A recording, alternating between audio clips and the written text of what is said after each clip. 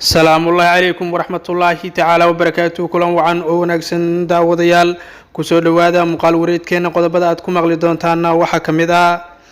TPLF kooxda loo yaqaano imika cadaadiskii ugu baanaa iyo jabkii ugu baanaa wajahaysa iyo militariga oo guulal badan gaaray sidoo kale kooxda TPLF ayaa waxay ka dalbatay gurmad saanad ciidan iyo mid dhaqaalaba Soomaalida iyo Oromada ku kacsan dawladda Axmed Abiy ee militariga markan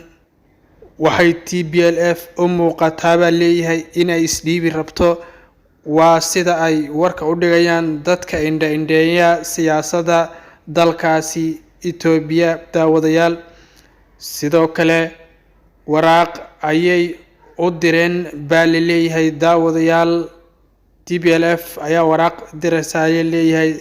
qaramada midoobay ay sidoo kale waraaq u direen baa leeyahay iyaga oo ka dacwo ah dalal ay kamid yihiin Turkiga iyo dalal kale oo imika aysan magac dhabin sidoo kale waxa leeyahay TPLF ayaa waxay u muuqataa markan inay dagaalka u taaglaadahay oo ay isdhiibto maadaama dhul badan oo ay askar badan uga dhimatay dhaqaale badanna uga baxay imika lagala wareegay sidoo kale waxay waraaq u dirtay baa leeyahay TPLF dadka ku kacsan dawladda Abiy Ahmed oo ay kamid yihiin Oromada iyo Soomaalida haddaba daawade wararkaas si gaar ah ayaynu u eegi doonaa wixii aragtidaada ah xagga hoose noogu reeb wixii aragtidaada ah iyo fikradaada muuqaalkana leeg iska saar asxaabtaadana oo share garay aynu imika ku bilowno iyada oo cadaadiskii ugu adkaa ay imika saaran yahay Tigray oo isbaday awood ayaa leeyahay ayaa imika noqonaysa mid ay awoodeedu ay hoos marayso oo ay daciiftay isla markaana laga qabsaday dhul aad u ballaaran sida idinku daawadayaal aad wada maqasheen waxay ayna TPLF hadda culays aad uga saaran yahay dhul muhiim oo ah oo ay wax badan kusoo dagaalamisay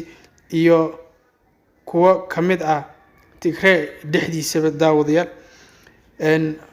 ciidamada dawladda ayaa sidoo kale waxay sheegeen inay dhulkii ugu dambeeyay ee TPLF ay uga sugnaayeen dhulka Amxaarada ay imika la wareegeen sida aad wada ogeedeen ciidamada militarigu waxay la wareegeen magaalooyinka kulaala magaalooyin aad u tiro badan oo ay wajaale ay kamid tahay oo magaalada xaggaas ka xiga ay la wada wareegeen saad ogeedeen daawadayaal marka imika TPLF ayaa xaalkeedu wuxuu yahay leeyahay mid aan caga badan aan ku taagnin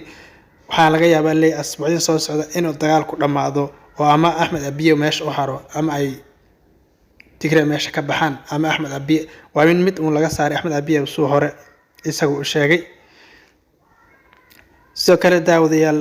TPLF dhul badan ayaa laga qabsaday wax badan ku soo dagaalamayeen sidoo kale daawadayaal TPLF wuxuu kala dhaxeeyaa dagaalku waa 3 qaybood ayuu dagaalku kala dhaxeeyaa kuwaas oo kamid yahay Axmed Abiy xukuumaddiisa inta isaga taageersan weeye oo isku dhinaca iyo Amxaarada iyo Anfarta iyo Abiy Ahmed oo isku dhinaca ayaa waxa leeyahay ayaa TPLF imika jab iyo hoog ku dhigay kuwaas oo TPLF imika laga yaabo leeyahay inay ka wada ay ka cararaan dhul iska daayay sidaas darteed ayaa baaqiyo cabasha ayaa waxa ka soo baxaya kooxda TPLF iyadoo ka dalbanaysa Soomaalida iyo Oromada inay hubsaanad iyo militariba ay ku taageeraan haddii ay garab siiyaan ay dhibaatada ay ka bixi doonto haddii kale oo xaalku noqon doono mid allo saara marka Axmed Abiy Amxaaro iyo Anfar oo isku dhinaca saddexdaas kooxood ayaa imika Tigray dhulka u dhigay baa leeyahay oo gebi ahaantoodba doonay inay kabaha la kormaraan waxayna sheegeen militarigu inay dhul badan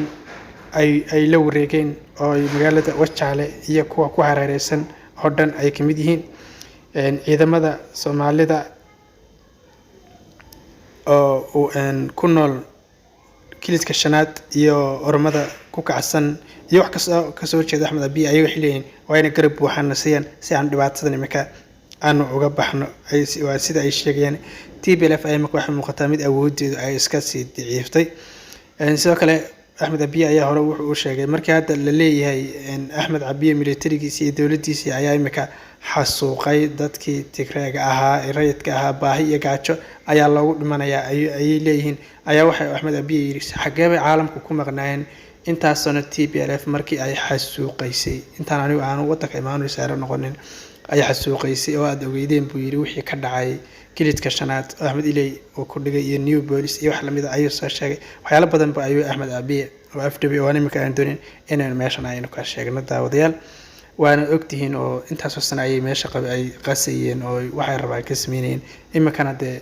waqtigooda dhamaaday ileen qof mar ayuu waqti leeyahay marka waqtigooda imika TPLF waxa leeyahay halkaas ayuu ku soo gabagabay leeyahay oo godkooga ayaba biyo ugu gali doonaan toddobaad soo socdana waxa laga yaabaa daawada dadka siyaasadda Ethiopia waxay sheegayaan inuu dagaalku dhinaco uu dhici doono ama TPLF ay wadanka qabsan doonaan oo military halkaas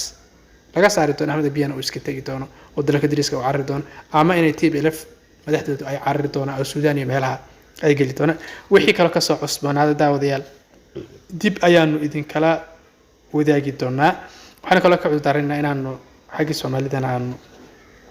aanan imika idin soo deyn laakiin wararkan dambe aad ku maqli doontaane muuqaalka noo share gareeya. Assalaamu calaykum waraxmatullaahi tacaala wa barakaatuh.